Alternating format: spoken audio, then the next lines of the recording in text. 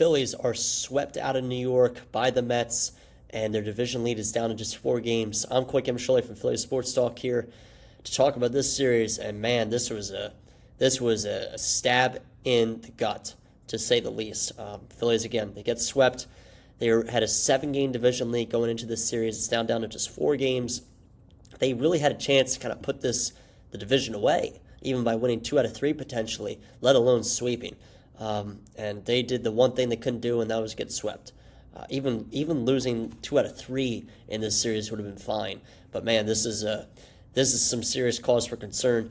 And the Phillies just are getting owned by the Mets. The Mets have had their number.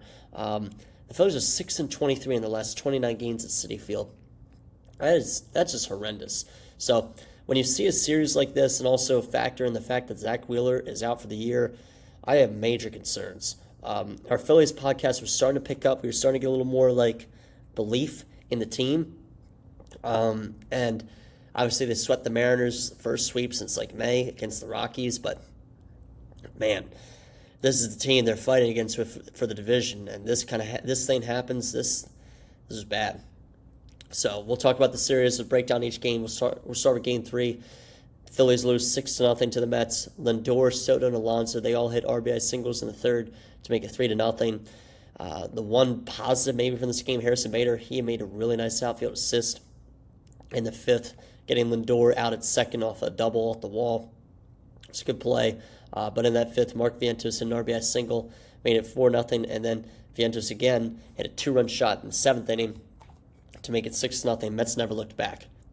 Phillies were shut down by Nolan McLean, the Mets rookie. 8 scoreless innings for him, just 4 hits for the Phillies. Off McLean, 5 hits total. Alec Boehm had 2 of them. This was a disaster. Over 3 with runners in scoring position. Again, only 5 hits.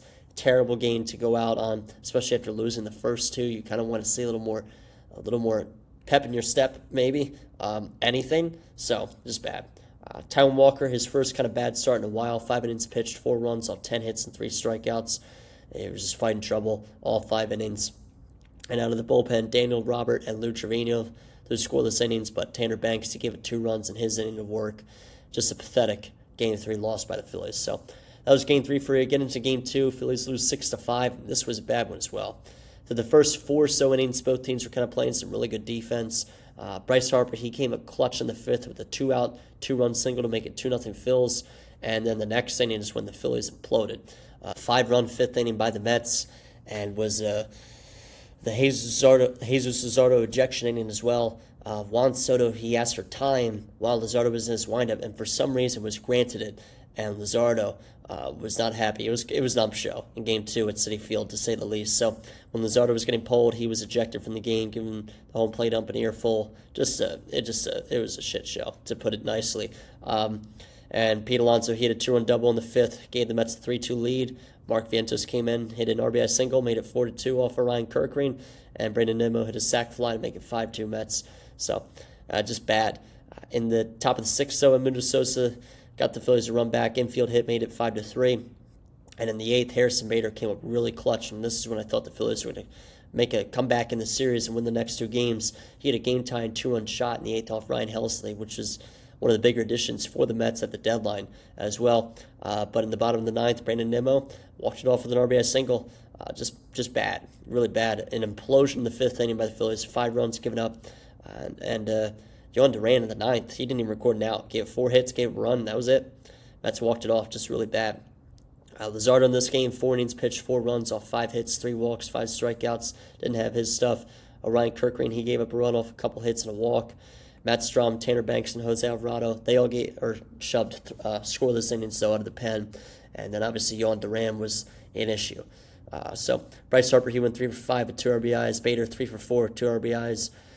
Boehm and Sosa, they both recorded 2 hits, but that was really it. Pete Alonso, he went 4 for 5 in this game for the Mets with a couple RBIs. Just a bad way to lose. This one was a gut punch as well. Really, all 3 games were. So, getting to the final game of the series, Game 1, not competitive at all. Phillies lose 13-3.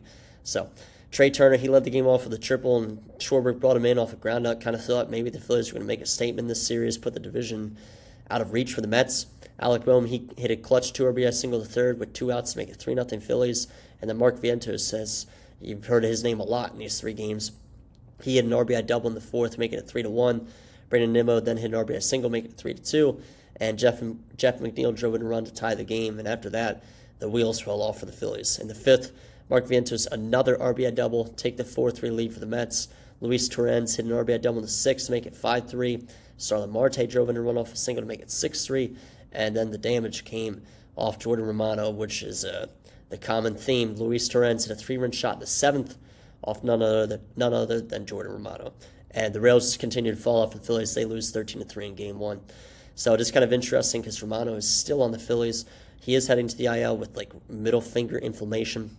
This is Phantom IL at its finest.